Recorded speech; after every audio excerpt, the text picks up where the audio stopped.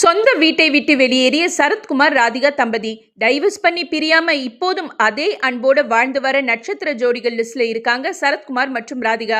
சரத்குமாரும் சரி ராதிகாவும் சரி தங்களோட முந்தைய திருமணங்கள்ல பிறந்த குழந்தைகளையும் எந்த பாரபட்சமும் பார்க்காம வளர்த்து ஆளாக்கி ஒற்றுமையா வாழ்ந்து வராங்க. அந்த வகையில மகள்களுக்கு திருமணம் செய்து கொடுத்துட்டாங்க. மகன் ராகுல் ஃபாரின்ல படிச்சுட்டு இருக்காரு.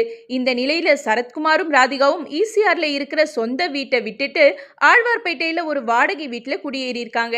இதை பத்தி சரத்குமார் ஒரு இன்டர்வியூல பேசும்போது 14,000 முதல் 15,000 ஸ்கொயர் ஃபீட் வீடு அது.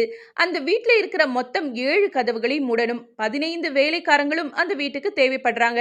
நான் தனியா இருப்பேன். ஆனா ராதிகாவால முடியாது. மகன் வெளிநாட்டுல படிக்கிறான். மகள்கள் கல்யாணம் முடிஞ்சு அவங்க வீட்டில் இருக்காங்க. தனியா இருக்கிறது கஷ்டம்னு இப்ப ஆழ்வார்பேட்டைக்கு வந்துட்டோம். ஈசிஆர்ல இருக்கிற அந்த வீட்டை ஒரு ஐடி கம்பெனிக்கு வாடகைக்கு விட்டுருக்கோம்னு பேசினாரு சரத்குமார். மேலும்